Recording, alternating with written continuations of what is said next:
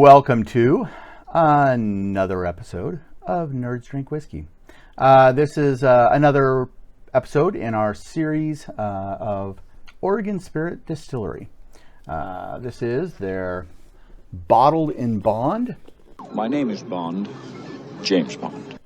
So they have it in a nice, fancy little box that's very hard to open without ripping the top off. But I got to say that you know, the way they package this, the packaging on this is actually really impressive for such a small distillery. You know, I've seen the big boys like Redbreast and things like that, and their packaging isn't that much fancier. So good job, Oregon Spirits. You pretty much do just as well as the big guys.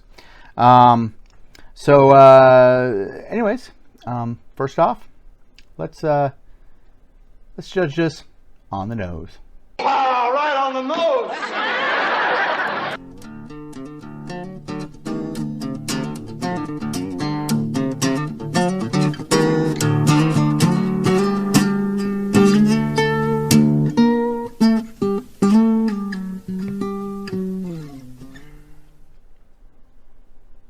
Now, as you can see, I forgot that this is Bottled in Bond right after I announced it, and it is a little hot, a little spicy. Don't put it right up your nose with a Glencairn glass.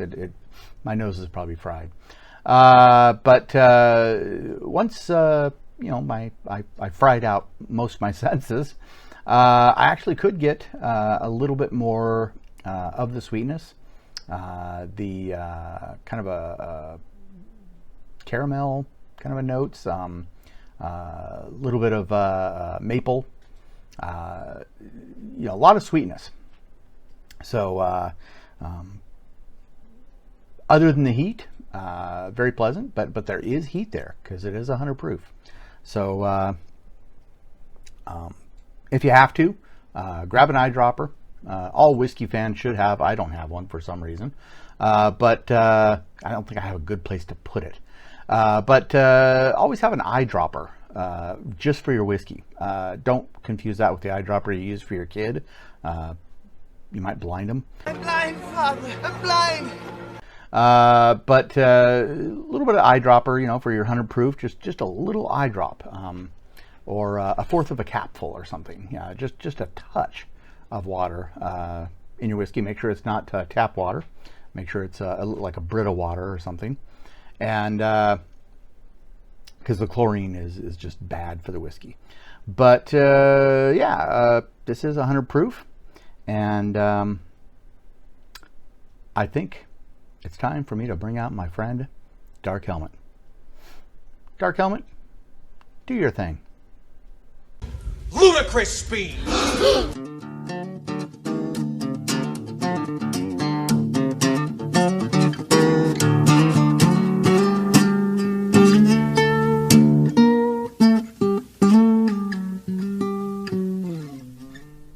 This one has, it does, you definitely feel that 100 proof. It was amazing when I interviewed Brad last week, he made it clear that none of his whiskeys have non-chill filtered because they want to make sure that the coloring is nice and clear, and there's no cloudy in the whiskey, and which there is not. But which amazes me because there is kind of a little bit of a thickness to it, and you don't usually get that with whiskeys that use the chill filtering. So kind of impressive as far as that's concerned. You do absolutely feel that 100 proof. Now I'm not sure if at $70, at $70 a bottle, I'm not sure if you want to use this for mixed drinks. But if you did, a lot of things would come through that I think you'd actually have some things come through depending upon what kind of mixed drink you make with it. you would have some things come through that are not coming through when you drink it neat. So They're coming through! maybe just as an experiment, try doing this with a mixed drink, just to, maybe a Manhattan or an old fashioned. Just give it a try. But I think more than anything, I think an eyedropper of water would probably be the only thing that I would mix with this. It's definitely got a sweet taste to it. I've seen Bottled and Bond. I've had Bottled and Bond that had where the heat wasn't quite as prominent. But this is not bad. This is it definitely seems as though the distiller got what they were trying for, and this is absolute high quality. If you like Bottled and Bond bourbons, this is as far as I'm concerned, this is a must purchase, especially at $70 for a Bottled and Bond, for a quality Bottled and Bond. That's a really solid price as far as I'm concerned. So Bottled and Bond bourbon. I see they also have a Bottled and Bond wheat whiskey, which I like their regular wheat whiskey. I'm really curious about their Bottled and Bond wheat whiskey. So I might be featuring that again on a future episode. But anyways, I think, we haven't seen her in a while. I'm wondering if we could get an appearance of the hot chick. I'm the misery chick. Okay, let's give this a try. And Bottled and Bond, I think this is the first Bottled and Bond I've tried.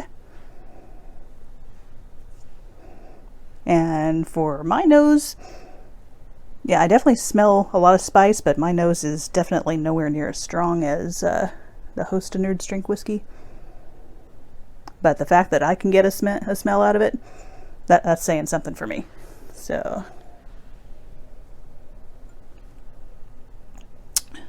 whew, and that first sip is definitely spicy. But it's a good burn.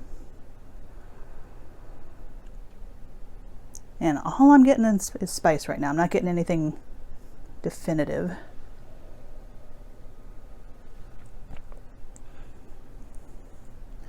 I get a lot of cinnamon. And I don't get a thick mouthfeel, but it's definitely not thin. It's good. It's, it seems to be balanced on the mouthfeel.